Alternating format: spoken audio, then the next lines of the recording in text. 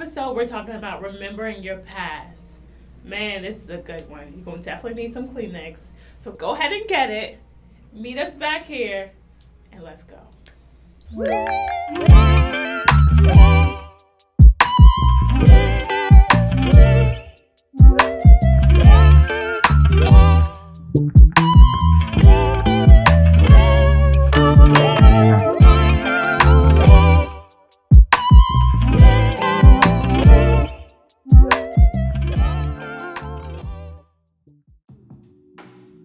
Welcome to Redefining You. This is a safe space where we are intentional about encouraging and inspiring purposeful people who are intentional about evolving and redefining themselves.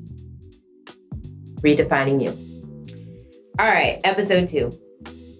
Remember your past. So to start us off, we got to start off with just a little bit of numbers to help us put in perspective what other people are going through, right? Right. So, according to the Anxiety and Depression Society of America, 70% of adults experience one traumatic event in their lifetime. We talked about that on the last episode. If you didn't watch episode 1, Rewriting Your Story, go watch episode 1. Yeah. It's so good. It's so good. It's so good. Now, out of that 70%, 20% of people will actually develop PTSD. That is almost 8 million people in a year that develop PTSD. So PTSD, to define that, is post-traumatic stress disorder. And it can occur after a traumatic event. I would like to clarify, from being a former military spouse, that it is not just a wartime event. No. Okay, it's not just witnessing a violent act or anything. PTSD can be from any of the previous events that we were talking about, from, oh my God, rape, adoption, like divorce, breakups, like it can be onset from any of that, right? Statistic wise, it's actually more common in women than men. We're breaking cultural norms today by giving the facts on PTSD. And it's just as common as anxiety and depression. Okay, so that's one of the biggest things about, I wanted to highlight PTSD because it is prevalent in society more than we think. A million people are suffering from it. Right. And one of the things for us to talk about the past is PTSD is post-traumatic stress disorder, and post meaning the root word for past. Previous event that occurred from a past memory or event that happened in your life, right? That is traumatic, that may have onset some type of trauma. And whenever I think about trauma, another word comes to mind: triggers. I actually was going to say, like, cultural terms is triggers. It's triggers. What it is. Instead of it, trauma and our triggers. Like, I like to say to the next level of it is, I think that you experience a trauma and in your past, and it onsets triggers into your present and future if it is not properly dealt with in the past. If you don't take the moment to remember your past or recall or reflect on past traumatic events, then those triggers may actually present moment and future triggers, when you are triggered, those responses may actually lead to more traumatic experiences for you. For your generations. This is where we talk about like generational curses, right? And it's like, how do you break this? I think it's important for us to be able to identify emotional triggers happen within us, right? Couple little things. How do you identify emotional triggers? One, you have to be able to identify you have to figure out how you respond to those specific traumatic events and situations when they come, or the trigger that comes. And you have to remember your past. You have to recall it. In doing that, step 3 is you have to repeat the cycle is the best way to do it. You have to repeat the cycle. And once the cycle repeats, then you're in reflection mode. So I like to think of it as like rinse and repeat, right? So it's like it repeated itself, but you're rinsing, you're making it clean again to sit and do reflection, to be able to say, I need to grow from this in a healthy way, right? Of identifying the triggers for you. So Yeah, the emotional triggers, my biggest piece of advice and takeaway around that is beware of your emotions that you experience in response to a tragedy or a traumatic event. Right. That's one of the easiest ways to identify your response leads to how you will handle that trigger. Yeah. So what's your thoughts on like when we're talking about like triggers and what happens in your past that leads to those things? So to be honest, I just think about myself and the old me right. and the old triggers. But I definitely agree with everything you just said as far as you have to learn, first of all, you really don't realize things are a trigger until you either start getting to a place close to healing. And I'm not saying that's the exact place, but however, you don't really know that you respond in the way that you respond until somebody tells you or you figure that out. And that's when you're starting to walk this process of healing. At the time when these triggers are happening, right, you just know you're reacting. They made you mad. Right. They made you mad. They did something you didn't like, or something happened that you didn't like, and this is how you reacted to it, and this is how you've always reacted to it. You don't know anything different. Right. You don't even realize that it is trauma that has happened to you. Yeah. And this is why you're responding. Absolutely. And let me just say, I can at least speak that for myself, right? I can also realize things that was happening to me from somebody else was because of the way that they grew up. Right. So sometimes trauma is brought onto you by somebody else. Now, this is a behavior you're not used to, that now you develop a trait. Like now this is a trigger for you that you didn't even have before. Correct. So triggers can come from all different places and people and things. You can develop them over time, like the responses to them over time also. And it could not have even, say for instance, like it could have been a trauma that I've never experienced, but my spouse has experienced. And now that he has this trigger, now it becomes my trigger because I'm used to responding with him to that one thing, right? So it honestly goes back to healing. It goes back to that self-awareness. It goes back to that sitting still of realizing these things. And for me, once I sat down and got back into therapy, it is when I realized how I was responding to things. And it goes back to the episode when we were talking about becoming intentional about changing these things, because once again, I was trying to redefine me. So that means I had to get rid of these things that I no longer wanted. Right. It took some time, because once you've developed reactions to these things, they don't just go away. No. They take time to process, and I call it connecting the dots. Yeah. You literally have to connect the dots backwards. And when you're connecting the dots backwards, it even goes back to childhood. Ooh. Tell me about it. It goes back to childhood of why do I respond to these things? Because people are going to be people. Things are going to happen in life. However, your response can be different depending on where you are in life. Correct. So if I'm now sitting in this place of how do I change this? How do I redefine me? Why do I react the way that I react towards when somebody makes me angry or when somebody does something I don't like? Because every reaction or every action doesn't deserve a reaction. Correct. So therefore, I had to start thinking back, and even Kim took me back to, and I know she probably did the same with you.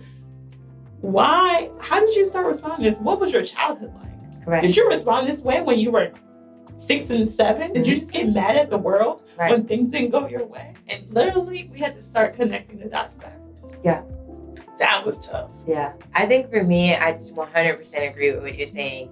I love that you highlighted the fact that sometimes we get attached to somebody else's traumatic event. It triggers and their responses to things. We get attached to their need for healing in spaces that they need, right? Right. Because I recall one of the first things that I had to go into reflection with on my past was like where I was at currently, like from the brokenness, we started in present moment and moved back. And I like that instead of starting as a child, because then it would have been like, oh, girl, I'm cross-eyed, I don't know what to tell you, right? But in the present moment, I love that because it was pulling me out of the rut that I was in and that stuck place that I was in. Whenever we started in the present moment of, okay, so you're separated, right? Soon to be, tell me what you think led to this, right? That's how it started for me. And I had to do the reflection on my ex was a take flight person, always, right? We read the books on like crucial conversations and stuff like that. It's a really good book if you want to read into that. And they talk about fight or flight and responses to tough conversations, life events, things like that. Like you said, it's responses. If somebody says something that you don't like, are you the fight or a flight response? Right? But those are two extremes. I really believe that when you redefine yourself, you evolve into a healthy version of this middle ground. You become the or. Or the but. To a statement, right? And so he was a flight person. And what eventually, going back through all of the stories and reflecting on our past relationship, it helped me to realize that it had onset abandonment issues for me, and it was triggering abandonment issues for me. And at first I thought it was the cause of it. Then we dug deeper into my past, and it was like, no, maybe your abandonment issues may have resulted from the death of your father at such a young age as a child. And so when your ex is triggered and he takes flight, it reminds you of being alone in those moments for that abandonment, which triggers your abandonment issues, which causes you to respond. And my response was anxiety, shaking, yelling, screaming, crying, being dramatic, outside, like holding on to mirrors on the car, can't pull off, like don't take flight, don't leave me. And I'll just sum it up to say, staying too long. King George sings about it.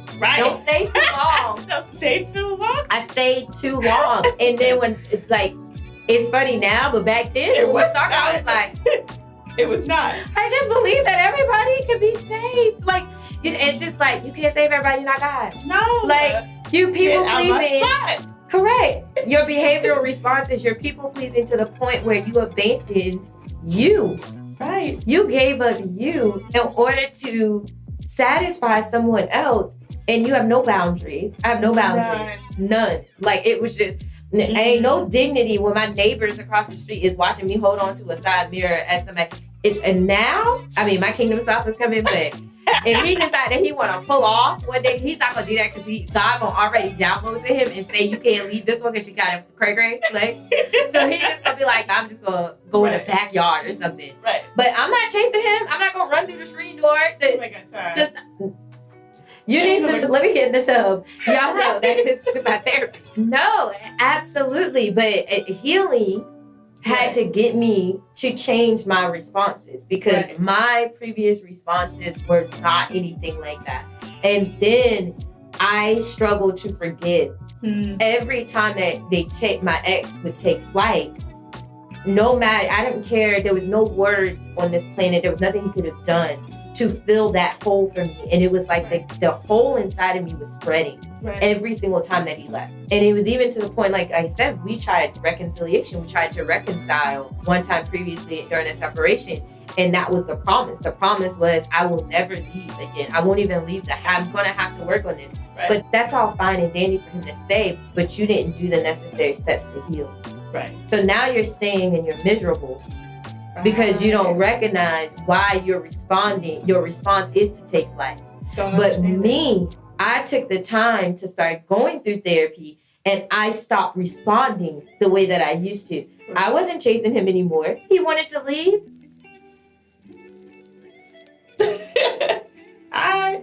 But when he came back, it was different because like, whoa, she ain't chasing me? Or she screaming and yelling and acting a fool? No. Not anymore. No. I will never do that again. And I recall looking him in the face and saying, I was like, that old Noel that you used to know, she no longer lives here. She no longer even exists. Who you are staring at is somebody completely new. somebody completely redefined.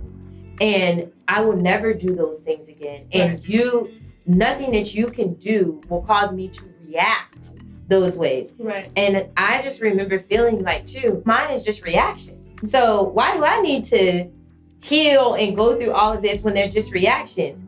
But through therapy, I had to realize I had to deal with the little inner girl, the inner Noel, the inner child me. Right. That was dealing with feeling left alone when her father died from cancer when she was 4. I needed to face not only that death and heal from that, and then I needed to face that my mom and my brother were close. And so it always made me feel like the black sheep of the family. And I needed to deal with that version of me in the past. Right. And realizing that's where the anxiety came from. Right. That's where the anger came from. The yelling and the screaming. It's me screaming out for attention to somebody to hear me. Save me. Yeah. Save this little girl. Save little Noel, because I don't want anything to die. I don't want the relationship to die. I don't want my marriage to die. I'm going to hold on until the wheels fall off. And y'all, I was Flintstoning it. Like, I was pebbles by myself. Feet dusty. That fear of losing again. That's it. That fear of losing again. Correct. That's the crazy. Past. That past. I would say my fear probably more is because my mom passed away when I was younger. And my fear is more of like me and my daughter's like relationship or us, because I lost my mom and I felt like when God gave me a daughter that I was like, oh, I get to have this again. But mine was different. Like as far as relationships, like mine was more of not being enough. If I faced rejection, I felt like I wasn't enough. When honestly, I've always been more enough. And when I really sit back and look at it, I've always been more enough. Absolutely. I always have given in my relationships. I'm not saying that I was always perfect, but I've always given. And I've given till I lost me. And when I lost me is when things started being lost, because everybody's happy while everything is happening. And I was always making sure things were happening because I'm like, oh, let's do this together. Let's do that together. And oh, he's not feeling great today, so let me help him feel great. But the moment I took the time to sit for me and to do things for me, like build gym fit, stuff like that, things changed because I wasn't making things happen anymore. So then now they began to like throw different things at me, which made me feel rejected, which then made me go back to I'm not enough. Right. Which ultimately took me back to things as a child when I felt like I wasn't enough. And so these behaviors, though, honestly, I didn't have as a kid of not being enough. I developed them as I got older.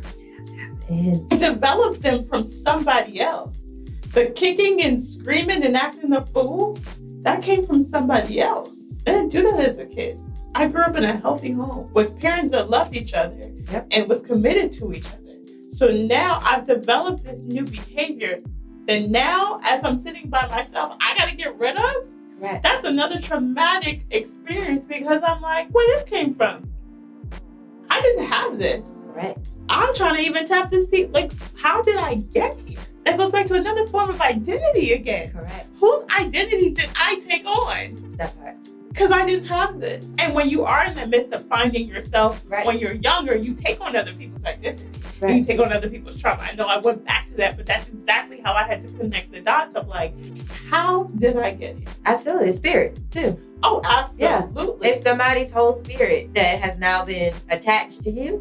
Absolutely. And you got to break that spirit off of you. You got to break that off of you. You've got to break it off of you. And like you said, literally, I never chased my first love through high school. If we wanted to leave, it was like, bye.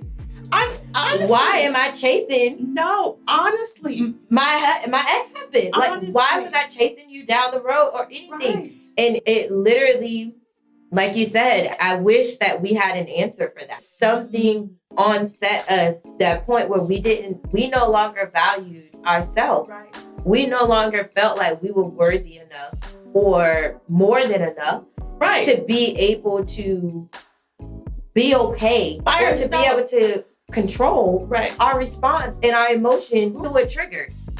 Right. And it's like, that led me to like defense mechanism. Ooh. And I think that's what the response was for me. Right. It was my defense mechanism And after the response of being angry and frustrated and aggravated, agitated, yelling, screaming, kicking, crying, all of that stuff, right? As a whole grown adult. So right. I'm not even embarrassed because this is my truth, right? No, it's what happened. Correct. Because there's somebody out there kicking and screaming and crying and doing all these things that later, as they heal, they'll be like, where? How did I get here? Yeah. I never used to do this before. How did this? How and why? Why? Yeah. And it was, for me, after that, my defense mechanism began to surface and show themselves when I revisited my past, because then I realized that I people please in those moments. That's when I say you stay too long, right? You stay long, you stay wrong kind of deal, right? And that's what happened to me is I gave up all of my boundaries and every bit of me and my values towards myself, my identity, my self-worth, my self-love, in order to feel like somebody else was going to accept me and stay with me. Right. And in order to do that, I people pleased. Right. I said yes to no end. Yeah. No end. There was the word no did not exist. Right. Now, whatever to keep that marriage. Whatever to keep going. It was not a marriage at all. No. It hadn't been for a long time. Right. But whatever needed. And this is, and even separate from just that, it comes up in dating. It comes up in work. It comes up with sometimes parenting. And it's, wait a minute. My job is to cultivate this and build this and participate in this. Right. And accept this for what it is. But it is not to give myself and my all into it and lose me. And that is what happened. So if you listen back into episode 1, where we share our broken moment, that is what happened to me. My breakdown happened where I realized I had nothing left to give because I had people pleased myself to the point of depletion, to the point that I couldn't give to myself. I couldn't even give myself a shower to get out of the bed. Been bedridden for 2 weeks. You get what I'm saying? And so that is what stemmed from those triggers. That's what came from that past. And until I dealt with little Noel and the little inner girl, me, nothing was changing. Right. Nothing about me. I was stuck in a cycle. That's a crazy cycle. I was stuck, revolving around like a hamster in a wheel in that cycle with the same responses and the same reactions to everybody. Right. Any and everything. Anything at that point, at one point, it was so bad, anything triggered me. Right. Somebody cut you off at the red light. Go on. Set off. Right. There was no peace. There was nothing but chaos. There you go. Confusion. Nothing but confusion. Oh, I know. And chaos. Because that's exactly where I was. And I don't know, I felt like I was just mad. I had different mechanisms, different defense mechanisms. And let's talk about that for a minute, because people have different ones. A lot of people think, oh, you have to be angry, you have to be all these different things as a defense mechanism. It could be you're pulling away from people and you enter depression, right? You don't talk to anybody. Correct. Right? It could literally be at one point, mine was like running away. Yeah. So mine was like, I'll just go out of town and I don't have to face it. I don't have to face these people, because you're right. For a while, I was people pleasing by just saying yes. If I just say yes, I'll just get through this. But now I'm at this point of just trying to figure out life, and different things was coming towards me, and even like after the marriage, like different things coming towards me, and I still had defense mechanisms because I hadn't dealt with all of this stuff yet. Right. I'll just go. I'll just leave. I won't deal with it, or it'll be okay. It'll be fine. Like, we all have different things. And so sometimes I picked up other people's defense mechanisms. They weren't mine either. It's just morphing. It's just like a Power Ranger. It's just morphing into Mighty Morphin Brittany. Just in the Pink Ranger. I think her name is Brittany.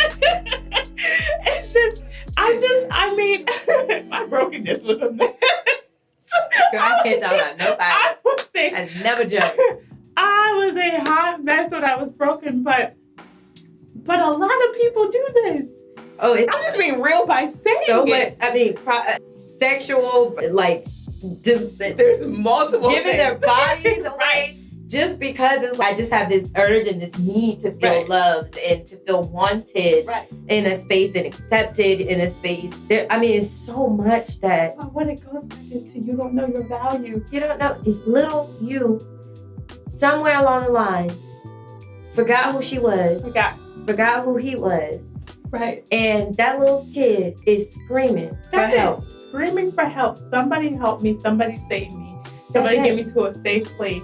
Somebody let me know who I am again. Yes. And that's what it was. And I had lost my value in me because you're right. I had no boundary to step up and say for myself anymore. So it was just like, okay, whatever. Now this one now is a little different. However, I know we talked about that too, like with how your defense mechanisms can change over time. Yeah. You still have a defense mechanism. It just may not be as bad as it used to be. It may not be kicking and screaming, but it may just be now don't say nothing at all. Right. Saying nothing at all, you still have to communicate to somebody. Yeah. Oh, I leave somebody in a heartbeat. Yeah. Oh, okay. You don't. Yeah. Oh, okay. Bye. That's true. Right. Yeah. Like trigger responses. Sometimes we surface deal with them, right? Right. We don't go through the full healing and wholeness of it. And we're spiritually led, right? And so I always do the analogy of like, we try to operate as like computer people nowadays, right? Like, it's just like somebody get on your nerves, somebody say something that you don't like, and it's okay to just block and delete them. Right. And move on, right? And I love the people who are preaching about boundaries. Oh, protecting my peace is my priority. If you know how many people that was their 2023 resolution, and I'm like, what's your peace look like? It's peace. Do you even know what is that to you? What does peace feel like to you? Have you experienced it? That right.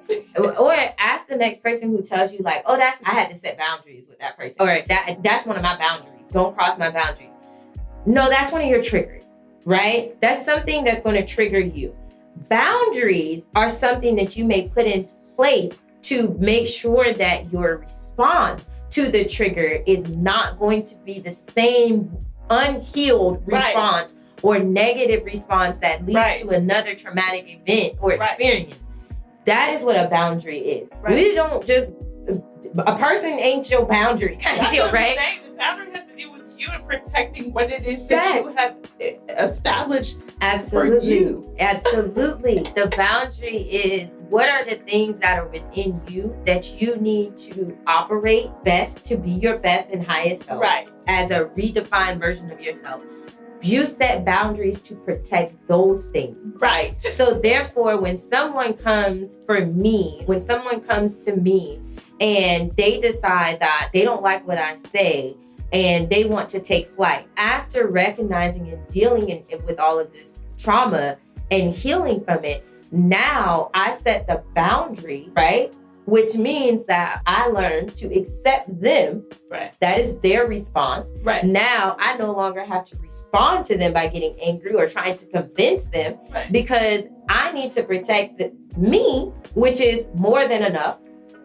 And I have power. So power is one of my values, right? It is to remain powerful within myself, right? And to know that I exist and why I exist. And in that, in return, God, I feel like God abounds me with power, right? With the power and authority to speak those things as if they are, right? So that power that rests in me is so important to me that I also, now my boundary is set where if somebody triggers me, my response is not to give away my power. Right. I can't give up my power by taking myself to a lower version of myself and responding in response to how they're reacting because they may not know. Right. They may not even recognize how they're treating you or what their reaction is towards you or their actions towards you. Right. But it still is within me to change my response. Absolutely. And to heal, to recognize and reflect on those responses and to go back to small me and save small me so that she can become the best version of me on this journey. Right. And that is just like, it's so important to me. And that is it. And I just challenge everybody, like the next time you hear somebody talk about their boundaries, like actually ask them, what is your boundary? What are you protecting? What is it really protecting? What is it really protecting? Right. I think ultimately it's going back to, first of all, you establishing your value and establishing what are your values. Correct. And that goes back to identity and awareness and all those different things. Yes. And once you establish that, like for me, I realize now I'm okay with people. Like y'all will be like, oh, Brittany gets along with everybody. You know why? Because acceptance is one of my values. Correct. And acceptance is one of my values. And so we talked about this the other day, is because rejection was one of my triggers. Correct. So I automatically accept people for who they are, right? But not only because of rejection was one of my triggers, but because, it allowed me to realize where I'm going to place that person in my life. Right. So now it's ultimately back to me, my choice. Show me who you are, completely okay. I am fine with who you are. Right. I now get to decide what part of my life or what part of my life you do or don't belong in. Correct. It all goes back to your choice and what you're able to decide, which ultimately puts you back in control of your life and how you run it and where you're going and where you're not going. Correct. Does this person or does this thing fit into the journey I'm on? And that ultimately made walking this path of redefining me much easier. It didn't make me have to change anybody else. People came, people left. I accepted them and I didn't accept them, and I kept it moving. Okay. And so it was with accepting that, right, it allowed me to learn how I used to react to people because I wanted them to act a certain way. Exactly. People are going to be people. People going people, okay? People be people. They do. So therefore, let me do me, right? Which is walking in what I'm supposed to be walking in and releasing and receiving. And that just ultimately means doing exactly what I need to do for me to get to where I'm going. And so accepting people allowed me to release people. Accepting people allowed me to receive people. Right. Accepting people allowed me to change how I responded to them. I love that. So I didn't get mad at them anymore for not doing what I wanted. Oh, you're not consistent. Okay, cool. There you go. Inconsistency isn't allowed in my space right now because I had to get rid of it. Right. So when I had to get rid of it, I'm sorry, there's no space for it. You got to go. Oh, peace is how I operate? You come with chaos? Oh, that don't work with me. I'm not going to change you. You and your chaos, do your thing. Right. It just ain't welcome here. There you go. And that's the boundary. Was the boundary. That's how boundaries work. Correct. And that's how the correct way of doing boundaries. And that's the same exact thing that God was saying. I love that because you were saying like peace. You recognize that these are the ways that you function at your highest and best version of yourself, right? And that's for me with power. Right. With true power, I feel joy. Right. So joy is one of my things, and I can't allow someone to come steal my joy. Nope. I can't allow myself to respond negatively to your actions in order for me no longer to have that joy. Joy is how I operate. That's how I want to smile, I want to laugh, and I want to joke and be joyful. Right. And I can't do that if I give away my power. If I allow you to pull me into your negative space, I can't do it. I'm not operating at my highest self, and we got a problem. There we go. Because once again, it's about me. There you go. It's the year of the bee. That part. Oh, there you go. Listen, y'all heard it first here today. But I love that. I definitely love that. I just wanted to say another big piece of advice for me is to recognize like your past is connected to your purpose. Absolutely. So as hard as it is, because I'm going to be transparent. Apparently, I'm turning into the feeler of it, right? But ooh, I love the feel. Yes, right? Boy, if truth be told, when it comes to recalling and remembering your past, this was the ugliest part of the journey. So we can laugh and joke, and now you hear the beautiful part from identifying your emotional triggers, reflecting on your past, reliving the past in order to move towards better responses of triggers, because healing is a journey. You're going to be triggered no matter what. People be peopling, right? And you're going to be triggered, but it all matters on how you respond to that. But for me, this was one of the hardest parts. Like, this is the one time where I did not want to see my therapist. When I saw her, I just cried because it was so hard to relive some of these things and still not yet have been at a place where I could identify with the new version of me. I still didn't know the new version of me. I still couldn't answer who I was, but yet you had me digging back here and digging at little me, and it hurt so, it would cut so deep on the inside of me, and it does hurt. And this is the part where I think, like, when we talk about like people suffering through the pandemic, because when you sit in quiet and during the quarantine and stuff, people had no choice but to sit and think about themselves. Ooh. And think about, my favorite part, when all the parents realize how hard it is for teachers and daycare workers and after school counselors. Right. Hello. Right. Y'all kids been bad. Like, you just discovered because you only spend 6 to 8 p.m. with them. Right. We've been new. We've been new. Little John was bad. We've been trying to tell you to help us, partner with us, so that we can try to work towards correcting it. Now you realize that everything that child teacher was saying about your child, little Susie Lynn, was underneath the desk every day. Now we saw it. But that was that still moment where we had to sit back and we had to realize. Then, I don't know about for most people, but for me, I had to then look and be like, oh my God, she's a little me.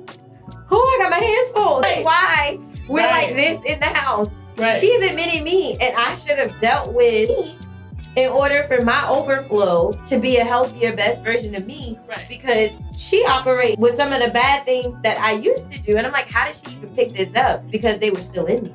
They were still prevalent. Because for 10 years, she had saw me operating my triggers. Right. She saw me operating in my in the past. She didn't see the healed whole version of her mother. Right. And so it's beautiful now because now she gets to see this. And so we're able to look at one another and say, okay, let's just take a deep breath. We need a break from each other. That's my favorite thing. Upstairs and I'll go this way. I just need a moment. And she just be like, like in seconds. I'm like, that's fine.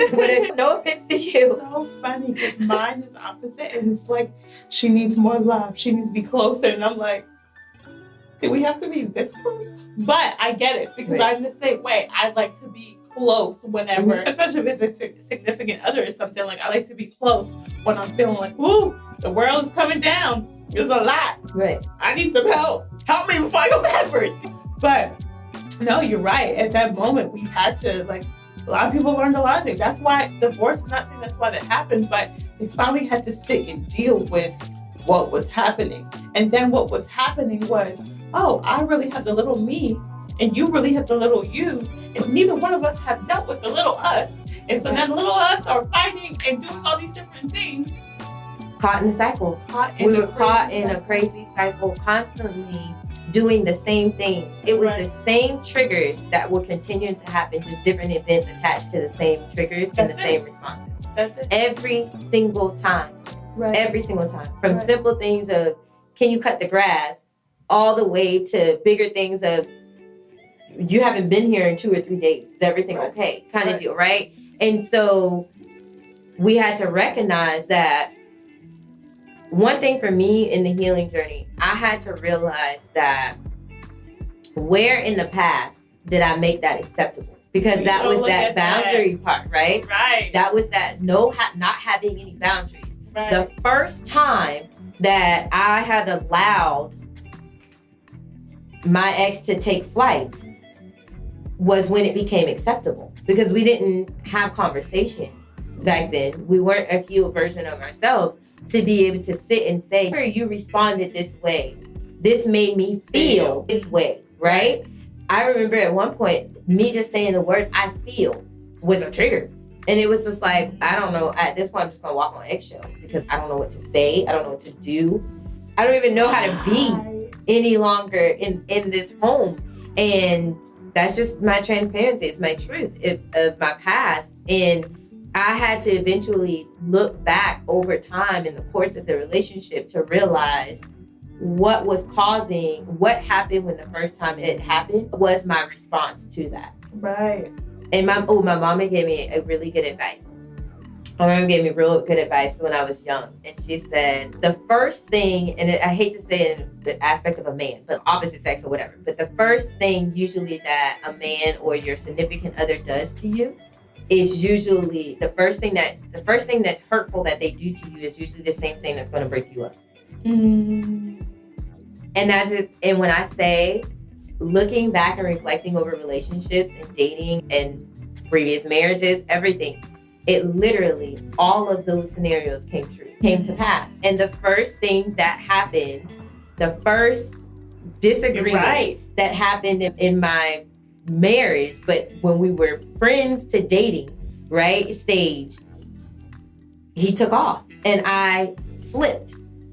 Right? And I was just like, I can't believe you would do something like that. It wasn't that serious kind of deal. Without being able to, in a healthy way, express his emotion, he just took flight. And that triggered me and my response happened. Y'all know my response is crazy. So it started the cycle back then. No, you're absolutely right. And it was unresolved. You're right. I didn't think about it like that. I just happened to think that just now you're right. That is the very thing. I'm telling you, them, and my mom's not old, but I'm saying old sayings and stuff. They have some really good context to them because, I'm not going to say that is 100% always the truth in everybody's life. It may not be, but... Not your kingdom spouse. Girl, no! When Jesus sent him, he going to fall on the roof, so I'm going to have to bandage him. I'm going to call my sister, girl, this man ain't got no legs. You fix him. That's your husband. I don't know if he's husband. Somebody's on my roof and he got one leg. I mean, you come sew those legs back on him. He said that's how God goes to him. So you know. I'll be like, he can't leave. Thank you, Jesus. I'm so sorry. Y'all pray for me. I'm hungry. He can't leave.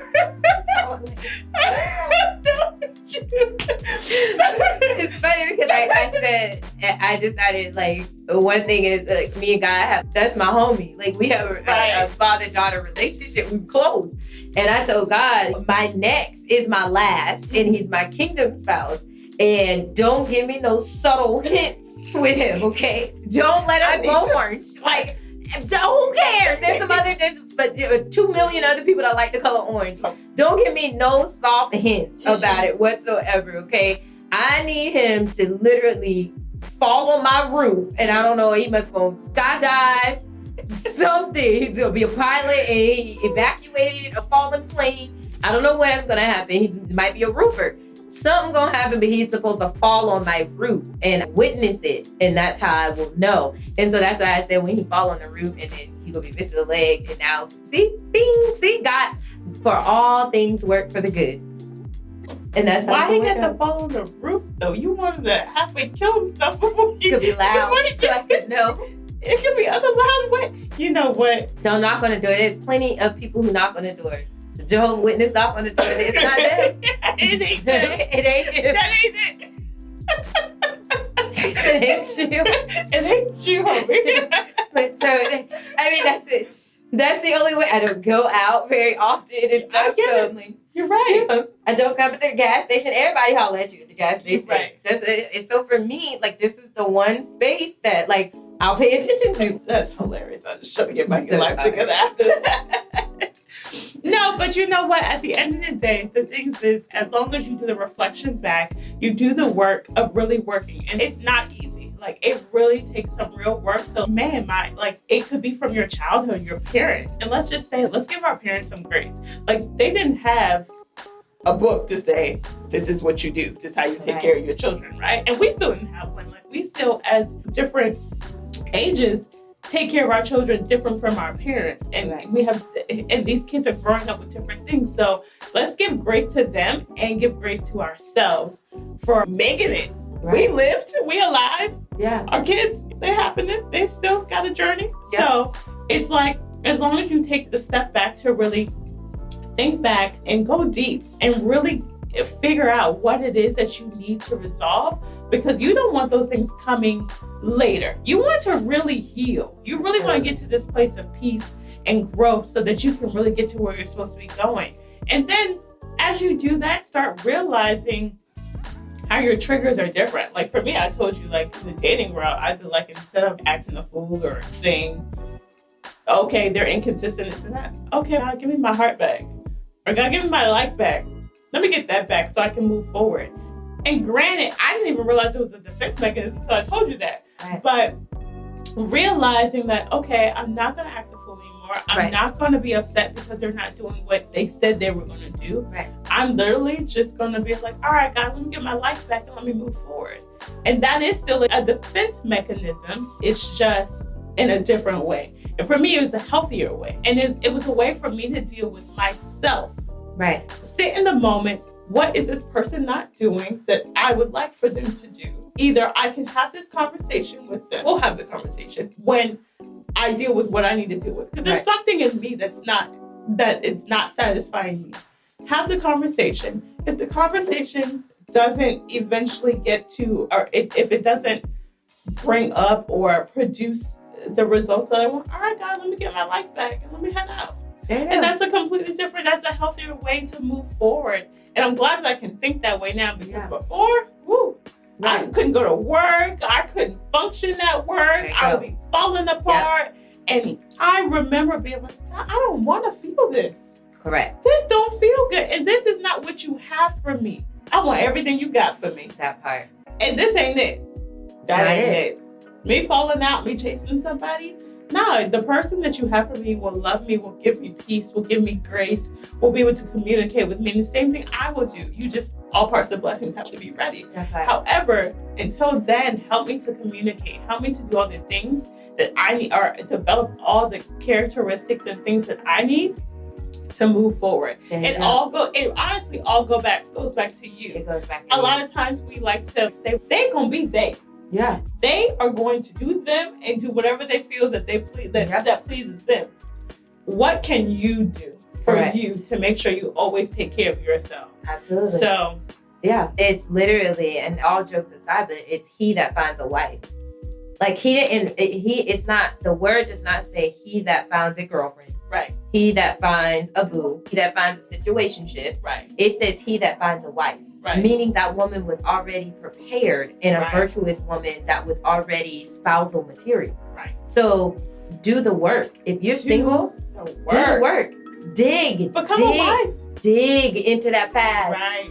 Get to dig and get your shovel and dig it out. And it's painful. Don't get me wrong. Right. It is very painful. It's very hard. It's hard to reflect and go back on some of your responses because you hurt some people. Right. And that's hurt people. Hurt people. And that's the thing.